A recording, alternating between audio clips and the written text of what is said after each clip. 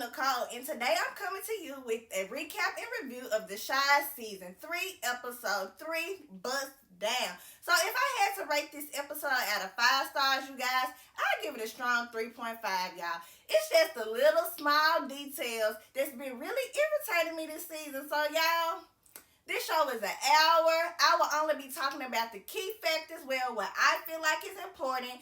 So, if you're new to my channel, welcome, welcome, welcome me, welcome you into my old couch potatoes. Let's get to it. Alright, y'all, so this episode begins how episode 2 left off. Kevin Crew at Nuck's house, and Nuck telling Kev that the only way he getting in this house is if he has a bullet in his head, y'all. And you know, Kevin ass is a little G, like, I ain't going nowhere. This ain't the first time a gun been pulled on me. And so, y'all, Nuck cocks the pistol and tell Kevin that he'll kill him and let his body rot on the stoop. So Jake ass is like, let's go. And Kev like, I'm not leaving without my sister. And Jake has to put a little bass in his voice like, I said, let's go. And so y'all, Papa, y'all know he wasn't for it anyway, so he gets on down. And Kev tells Nuck, I'ma catch you. And I'm like, Kevin, what are you really gonna do? So, alright y'all, Nina and her friends are canvassing the neighborhood trying to find information about where is Keisha.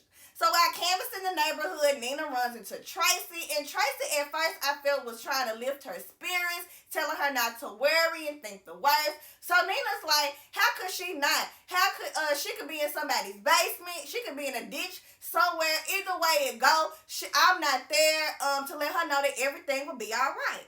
So Tracy's like, listen, no matter what the outcome is, it's not your fault. So y'all, I'm guessing that she's trying to give her a little advice to not have her hopes all up. But like, Tracy, this is not the time.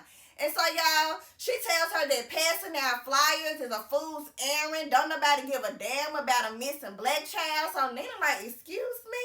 And I'm like, damn, Tracy, can you not be a little bit more sympathetic? Like, you have lost a child before. You have been in this situation before. Let this lady have her some hope and faith.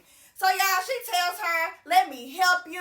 You need an army and a good plan. So, I'm like, you right. You might be right, Tracy. Like, because that police officer was just dismissive last week. Like, it lets me know that the whole damn department is that way. That they don't take missing black girls seriously, especially when she was a whole black woman herself. Like, really, ma'am? How you gonna dismiss her? She's black. Alright, y'all, so Jake and Kevin sneak out of school and head to meet Trig. So they get in Trig's car, and Trig is instantly like, who is this? And Jake introduces them. So Trig is like, what y'all want? And Kev fills them in on Keyshia being missing for a week and how he thinks she's at this trap house because her boyfriend Nuck stays there and asks if he knows him. So Trig is like, man, all gangsters don't know each other. And so Jake tells him how they rolled up on him last night and y'all, why he do that. Trig starts yelling at them like he knew them both for more than 2 minutes. He asks them, are they crazy? And Jake like, I'm just trying to help. And Trig like, but I don't know him. And if his name is Nuck, he probably crazy. And y'all, the only thing that pops in my head and instantly plays is Nuck if you buck. So y'all, he going off and saying, I ain't trying to hear about none of y'all niggas' bodies getting found on the local news. And so Jake is like, Kev needs your help. I need your help. And Trig's ass is like, how? How am I supposed to help? And Jake is like, he just pull up and see if his sister there. And Trig is like, 63rd Street Mom, don't fuck with me. I go over there for no good reason. They'll blow my head off. And Kev was like, this is a good reason. And Trig was like, look, nigga, I don't know you like that. And y'all, I just really love how Kevin tells people not to call him nigga because of branding. And so he tells him that if you can't do it, I'll find somebody else. And so Trig is like, I only risk my life for family. And y'all, I just love how Jake is like, he is my family. So Imani is like, what does she look like? And Kev passes her one of the flyers. And Jake is like, are y'all going to help or not? And Trig was like, give me 24 hours. Take y'all ass back to school. So Jake has managed y'all. He tells him thank you. And y'all, I ain't gonna lie, it was a little rough. But I see that Jake is getting a little manner since he been with Mr. Perry.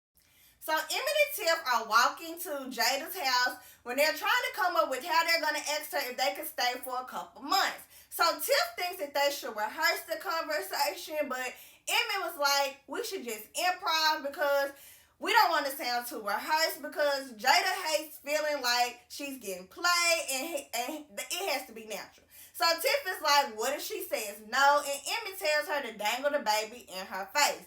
And y'all, they should have rehearsed because as soon as they get in, Jada's asking all kinds of questions. And y'all, they can't even get it together. So she like, nuh-uh. Y'all can't even get your story straight. And so Tiff tries to use the baby and move closer. And Jada like, nuh-uh. Don't try to use the baby as collateral. And so I'm like, Emmy, now, your mama definitely knows your game. And I'm going to need you to get some new game because it's just terrible. So Emmy is like, we only need to be here for a couple months to get my business off the ground. And Jada's like, y'all just should have lived with that instead of that half-baked lie and dangling the baby in my face. But with all this craziness going on, y'all, I don't like really staying here by myself. But just don't let 2 months turn into a year. But she has to set some ground rules and tell them that she doesn't want no yelling in the morning. Clean up after yourselves, no smoking, and selling weed in my house. Alright, y'all, so Tracy comes over to give Nina and Dre some insight of her organization, Rock. And y'all, I don't know what it is, but Dre seems to be rude as hell to Tracy to me. So Tracy's telling them how they're about a group of 50 women, and y'all think that scoring women ain't nothing to mess with. Try messing with a mother who has lost her child. And that's why I believe that we can help you. So, y'all, they tell her how the police not really doing anything, and Tracy tells them that sounds about right for a missing persons case and that they really don't have the manpower to help find anybody. And y'all, Dre asks like, so y'all do. And so Tracy like, I didn't have anyone to support me. This is why I started this group. And look, I get y'all don't know me. And Dre asks like, we don't. And y'all, Dre just really irritates me for some reason. I don't know why. But Tracy invites them to attend one of the meetings to show them how the group really gets down. Because honestly, they're tired of all the crooked ass politicians. So our next scene, Ronnie is sweeping off porches to get bags of cans and digging in the trash when he finds one of Keisha's flyers. So we see that he places a flyer in his pocket. And so y'all, Ronnie takes the cans to get cashed in, and Charlene's ass is still hitting on Ronnie. She asks him if he got enough money yet to take her out on a date, and asks Ronnie if he even likes women. So Ronnie tells her that he likes women. It's just my life is really complicated right now. And so she like, nigga, I know you homeless. I was just trying to give you a little ass to lift your spirits. Besides, I like helping the community. And I'm like, gross, Charlene, because this just gross. And so Ronnie tells her ain't nothing worse than pity pussy, and she tells him none at all. And so Ronnie's like, I appreciate it, but nah. And now y'all, the only reason why I have brought up Charlene and Ronnie because anonymously he delivers her some flowers to her job. And y'all, Ronnie may have a shot at love this season again, but I just hope his drunk ass get it together. Alright, y'all, so speaking of love, it looks like our girl Jada may have finally have a love interest this season with her co-worker, even though she says she doesn't date her co-workers. And we see that Papa and Maisha are getting close. He's picking her up from school and bringing her hot breakfast. And y'all, I believe our boy Kevin may have found him a little boo too this season. So Kevin and Jake are in class chopping it up about if Jake has heard from Trig, and Jake tells him not to worry, we will, because he's trying to get back in my good graces. So the teacher stops the video that's playing and asks Kev what's it about, because it seems like he has a lot to say. So Kev makes up something which is completely wrong, and y'all, his little boo has to come to his rescue and help him out. And then class is dismissed. So they're at their locker, and the little boo has to come to them and put them in their place and tell them, it ain't that many of us here, so your actions are a reflection of mine. So y'all need to get y'all shit together. So Jake like, who you talking to? And she like, I'm talking to you, Ashley. And Kev has to step in like, we'll tighten up. And Jake like, I don't care about these white people. And she has to let them know whether you like it or not, these white people are still running shit. And the only way to fix it is to outrun them. We can't just be excellent. We got to be phenomenal. And she lets Kev know that you're a king. Stop acting like a peasant. Y'all, so Trig getting Money pull up to Nuck's house, and Trig is like, I don't understand why you can't stay in the car. And she like, because I'm your bodyguard. And so y'all, they beat on the door like they somebody police. And somebody answers the door, and Trig asks if Stacks is here. And y'all, the next thing I know, they turn into Mr. and Mrs. Smith, Bunny and Clyde, whoever they are. And so they make their way in the house and tell everybody to get down. So they tied the people up, and they tell them that they don't want no problems. They just looking for a girl. And Stacks give them the okay to go look. So y'all, they walking around the house, and they ask one girl, like, have you seen Keisha, showing her the flyer? And she like, if she here, it ain't by choice. So y'all, Money ass thinks she's a damn spy, secret agent or something. She going through the room. She pistol whipped somebody, and I just knew that was Keisha, but it wasn't. And so y'all, Trig ass has to grab her and was like, the fuck is you doing? Stay focused. And y'all, they searched the house, and there's no Keisha to be found. So y'all, this next scene, I don't really think is important in this episode, but I think that it might be important a little on down the line in some further episodes. So Dominique shows up early and basically insults Sonny's chicken, telling him that he should try marinated in buttermilk to make the chicken juicier. So y'all, I'm tripping at how Emmett ass is in the back. He double takes and he comes out, and Sonny ass asks Emmett, is this one of his little playthings, and tells him to keep her out of his kitchen. And y'all, that's the problem with these young folks trying to change things that's working. And y'all, all I can think about is this modern time that we're in now being the exact reasons we're still going through this mess we're going through now, because Sonny's no fight ass, selling ass generation. And so y'all, now Dominique ass is messing it up before the business even starts. And so Emmett ass is like, what are you doing? We got to keep this on the low. And so her ass tells him that she wanted to see what the chicken is like during the day. And Emmett's like, don't ever pull up before 9 o'clock. And she like, you don't tell me what to do. And Emmett is like, you gotta let me run things, and moving all close to her. And y'all, she said, I thought we were running things together. And y'all, he's like, I mean, you know what I mean. And she tells him that I'm not like these other hoes you used to dealing with. And y'all, I'm just really, truly disgusted with them. I give them between next episode, probably episode 5, before they smash y'all, because they just really be disgusting me. I'm like, la la. La la. I don't even call her Dominique. La la. So we're at Tracys Organization Rocks meeting, and so Tracy introduces the moms to the group, and y'all know it's always one negative Nancy, like, this ain't a missing person support group, and Tracy like, did you start this group or me?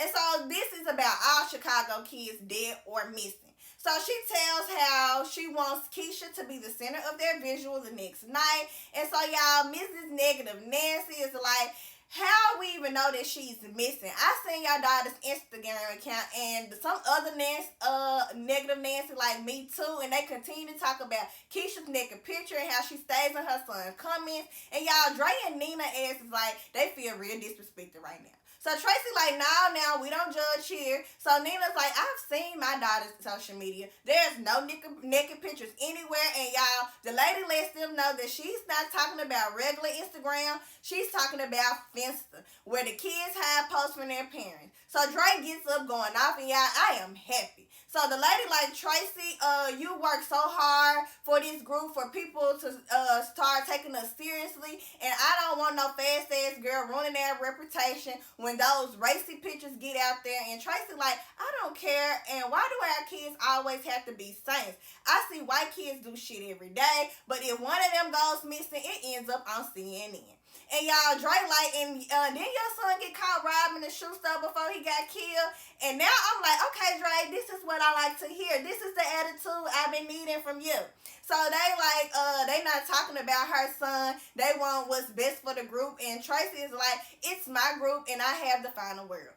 So Nancy ass comes back with, you said since day one that all of us have a voice. And y'all, at this point, I'm like, Tracy, kick this bitch out the group. So Nina ass is upset. She grabs her purse, and she's like, you know what? Y'all ain't gotta help me. I'll figure this out on my own. And Tracy's still like, don't worry about all of that. Keyshia is one of our own, and I hope y'all still come tomorrow. And y'all, they leave. So y'all, this next scene, all I'm gonna say is that Emmett and Keisha are gonna need some help. The two-man band will not be successful with no help. So Emmett irritating ass keeps telling Keisha, y'all, I keep calling her name from Power. I mean, Dominique asks that she needs to hurry up, that there's a line out the door. And so Lala basically tells him that if I don't get any help, I ain't doing this no more. So folks coming here ordering meals for teams, and you need to tell them that we only have two options. Okay, y'all, so I'm going to skip to a little later in the episode, y'all, because I'm confused on what time it is. See, these are the little small details that are irritating to me. Like, Sonny told Emmy to take some food to Keisha's family after work, but him and Dominique are supposedly working an after-hours spot. So, y'all, what time is Emmy delivering this food? So, Emmy brings Dre the food and tells that Sonny sends the love. And so, Dre asks Emmy, does he know anything about Finster? And he tells her now he could barely work one account. And Dre tells him how apparently Keisha had one and asks if he knows anything about it. And Emmy like, nah, I don't know nothing about that. And y'all, as soon as Dre takes a bite into this chicken, she like, damn, this is fire as fuck. This from Sonny? He like, nah, not really. And y'all see, this is what I'm saying. Emmy, y'all can't be cooking the exact same food at the after hour spot that y'all do in the day in Sonny's. Like, how you think that Sonny not gonna find out? Like, the people not gonna be talking like, my chicken didn't taste like this last night. That like this, like Emmy, y'all need another plan. So y'all, next we see Ronnie S is running from a group of kids chasing him with that damn basket. So y'all, they catch up to him and they jump him. And y'all, I don't know what he is, but Ronnie always finds a damn hero in common situations. Speaking of common, like, where is he? Why is Ronnie not working at the community center anymore? Like, y'all, these are loose ends from season 2 that are really ticking me off. So the pastor comes out and shoos the kids away and picks Ronnie up and takes him inside the church. So the pastor is getting things to clean Ronnie up, and we find out that the pastor is actually Papa's daddy, and he asks him, do he know who that is? And so the daddy like a child of God, and Papa like, nah, that's the man that killed Coogie, and he like, yeah, a man of God. And so, a child of God. So Papa daddy asks Ronnie if he knew the young men, and Ronnie tells him now, but he ain't surprised that they jumped him. He's not too well liked around there, and so he asks him why, and he keeps coming back, and Ronnie's like, because this is my home. And he then asks Ronnie, has he asked for forgiveness? And Ronnie like, I think. And he like, nah, this is something that you know. And Ronnie expresses how he doesn't know how. And so the pastor's like, you have to forgive yourself first. Have you did that yet? And Ronnie is like, I guess not. Y'all, Ronnie always find himself a savior. I ain't gonna even lie. Alright, y'all, so our next scene, Jada is laying in her bed when she's awakened by Emmett and Tiff arguing. So, y'all, we see that they are already breaking the ground rules. So, she goes out and tells them how they need to shut up because they know she don't like all this screaming in her house. So, Emmett's like, Mom, tell her, let me get some sleep. I worked all last night. And so, Tiff like, I worked last night too, and I took care of our son. And so, Emmett like, so I don't take care of our son. And Tiff like, not as much as I do. And you promised that you were going to take EJ to daycare.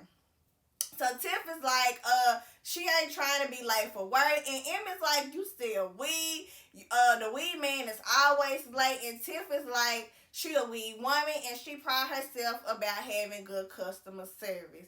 And y'all, I'm trying to figure out what happened to her job at the bank. How are you going to be late? Is EJ a cartoon character? Because he has had on this same outfit this whole episode. When y'all ask Jada, can y'all stay with her?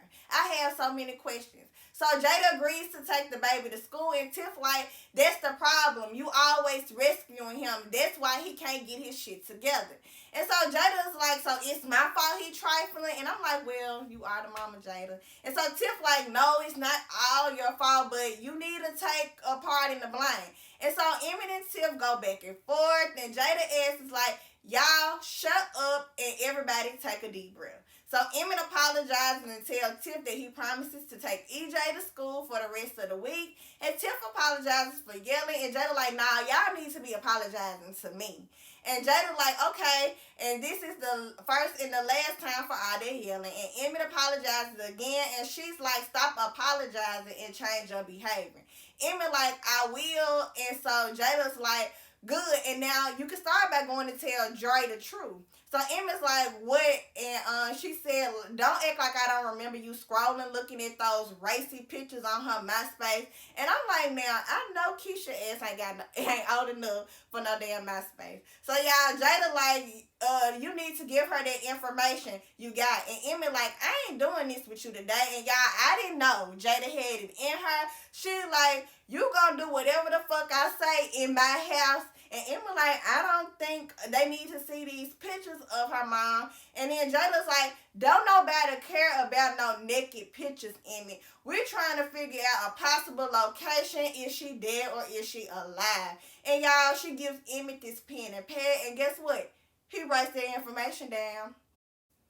So y'all, Jada heads over to give them the piece of paper with the username, y'all. And our girl Keisha, she need her ass beat for them photos. Like, I'm a whole 28 out here and I ain't got no pictures like that. So Nina's like, why would Keisha do this? And Dre is like, she's young, babe. She think that that's all she has to offer. And Nina's like, no wonder that group didn't want to deal with us. So Dre like, I don't give a damn if she had pings in her mouth in half of those photos. Her life is still worth fighting for. So I'ma keep fighting. So Nina's like, are you saying I'm not? And so Dre is defending Keisha like she's a brown-skinned girl, young, daddy suddenly died. This ain't got nothing to do with you. And Nina like, I'm her mother. She's my child, not yours. This has everything to do with me. And so y'all, Dre is hurt. She like, wow, I knew this day would come. Like, this is what you do. And so Nina like, what? And Dre is like, I told you to do your research about Tracy's group,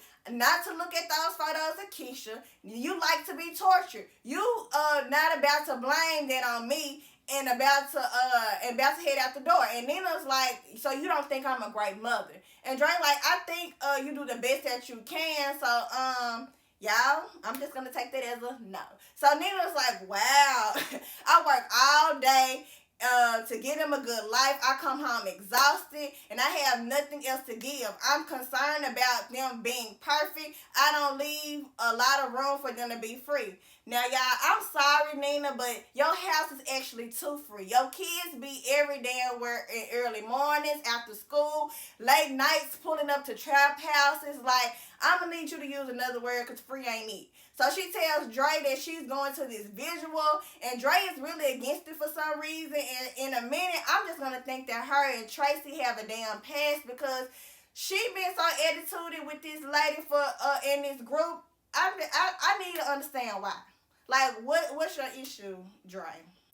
So Jake and Kev roll up on Trig, any money. I'm guessing maybe because it's 2 days later and he told them get him 24 hours. So Jake like, how come you ain't text me? And Trig like, nigga, you better get that bass out your voice talking to me. So Kev like, I'm just trying to see if you found my sister. And Trig was like, she wasn't there. So Kev like, you check every room. And he like, I put the gun to this nigga's head. If he knew something, he would have said something. And so Kevin like, you gotta go back. And Trig like, for what? And Kevin like, cause if she not there, that means, and Trig like, Trig rude as hell. He like, dead? Maybe she is. And so Money like, don't say dead. And Trig like, babe, she been gone for a week. So Trig is like, look man, I know these streets, either a pimp got her or a nigga caught her slipping. And Jake is looking at Kev's face. He's like, look, she ain't dead. And Trig like, how you know? And Jake like, I can feel it. And Imani asks co-signing like, me too. And Trig gets in the car and pulls out.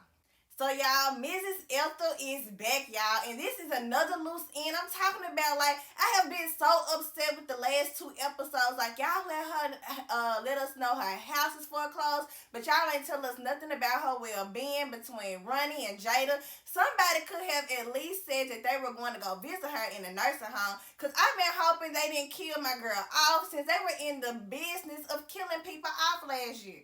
So Mrs. Ethel is in this nursing room trying to get her remote to work. And so Ronnie walks in and she's like, it's about time you came. I don't know if it's the TV or the remote. And Ronnie has to let her know that it's the remote and that it's not the remote, it's her cell phone. So Ronnie calls her grandma, y'all, and Miss Ethel pulls back so hard and like, I'm not your grandma. And Ronnie like, yes, you are. And Miss Ethel like, bullshit, my grandson is a war hero. You a bum. Now, y'all, Ronnie looks clean, but how does she know? He must smell homeless. So Ronnie is like, it is me, grandma. And she was like, no, you ain't no hero. So he leaves out and he grabs that paper out his pocket and Keisha's flyer. He was like, I'm going to be a hero again. I promise. And y'all, I'm just really hurt that she doesn't recognize Ronnie, y'all. He was her world. I also hope that this season they let Ronnie get it together. I mean, each season he gets it together, then he's knocked right back down again. I mean, damn. If y'all was gonna let him get out of jail, y'all could have at least gave him a more promising role. I'm like, I'm sick of him being a junkie bum. Please let him progress, please. All right, y'all. So that evening, Nina knocks on Kevin's door to ask if he's ready to go to the visual. And Kevin's like, I don't want to go. And Nina tells him that she knows how he feels, but she thinks that it would do him some good to see how many people want to see Keisha back home. And Kevin like, I don't want to go. So the visual had a nice turnout, y'all, and both Dre and Kevin show up, thank God. And I'm tripping, y'all, when Jada asks Dre why she's not up there with the other moms. She answers pettily because Nina's her mom, not me. So, y'all, Tracy is up there giving her speech about to everyone should care and take care of each child, because when you see a child in danger, you should have that same kind of hurt like that's your child, and how these kids belong to all of us. So Ronnie is at the visual and he peeps this white suspicious man, y'all. And so I don't know if Ronnie remembers seeing this man the night that Keisha disappeared, because I honestly don't understand how Ronnie pointed him out. So Nina's giving her speech about how blessed she is to sleep with the love of her life every night, and she's still feeling alone with Keisha being missing. So I'm taking that that's her apology. So she talks about not being able to sleep and how she knows how she was once young. She wasn't perfect either, and that Keisha's young. She's just trying to find her way, just like most teens. And so y'all, Ronnie notices that this creepy ass man is on the move, y'all. He starts pushing his way through the crowd, and y'all, I'm trying to see like how did he even not make it to the man? How he pushing through those people? But y'all, that's the end of our episode. Y'all, Lena, you're gonna have to get it together, because these 3 episodes, I ain't really feeling them. Like, it's a lot of loose ends from season 2. Like, I know that Jason Mitchell and the little girlfriend, like, that we had to do some switcheroos and stuff, but Lena,